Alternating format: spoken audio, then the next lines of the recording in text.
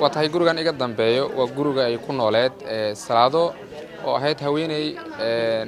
أنت اللي جارن المغرب بدي ونيك هذه كود لي سكول كميلا نكفوجين سكول كهنتي وداك دقمة ورتنا بدي مقالة مقدشو runtii guriga waxaa ka dadkii jooga waxaa ka muuqda murugo fara badan arintan dhacday oo ay la fajeen dadkii qaraabada ahay waliba dadkii dariska la ahaa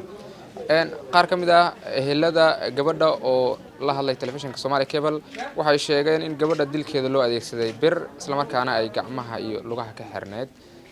waxayna codsadeen dowladda Soomaaliya iyo waliba hay'adaha cadaaladda ay ka codsadeen in cadaaladda la marsiyo gacan ku dhiiglihii dilay gabadhooda magacaygu maxaan Faarax Cali waaye gabadha maanta oo naga geeriyootay oo gacan ka xaqdaran dishayna Salaad Faarax Cali Allah maanta gacan ka xaqdaran dishay waana odaygeedii oo in badan oo buuq u dhex taagnaa oo gabadh guriga noo joogtay kale arimo oo soosaali ay jireen oo ahaa yani gabadhan in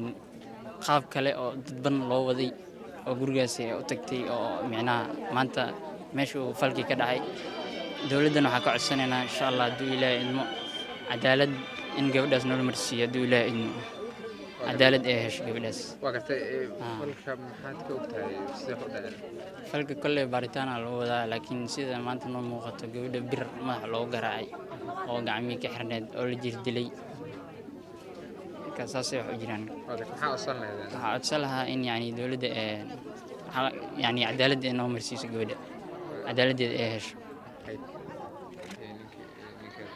ديا واحد اللي فرع ملا قفن تريبني أنا قف لو ما يستره هذا دمرت لنا هذا عواي أرن فالحن واي وقتي دلك محله هذيك سد دلك محله هذيك سد خلاص وحرتي قاطع أنا قف سقونا قف أطيع ملا ناس على قلت سلا هذا قف أطيع ملا وأشرفهم إيه عيب قف أطيع ملا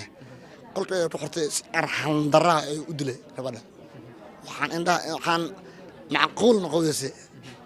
دلك أنا ولا سأدرست وإلا هذا أي أبي لا يضطر والد أنا حاضر والد كانت تدرب أنا ضطر حافظين أو أنا يوم حسن طي لا يابن أرحم الله وهاس معلنا معهن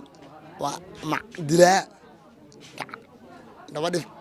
ماشي أي مرت أو مرسي إلا مرسي عدالة إن الهركنا هذه دولة تهاي هذه تهاي قبيل وحاتحنون بدن قبل داس أرحم درجة أدلة إن صهر كهنا أيان كعسنا يا إيه مقلايا muddooyinkii dambe magaalada Muqdisho waxa ku soo badanayay dumarka loo geysanaya dilka waliba iyaga oo guryahooda jooga arintan ayaa dad badan waxa ay u sababeynayaan in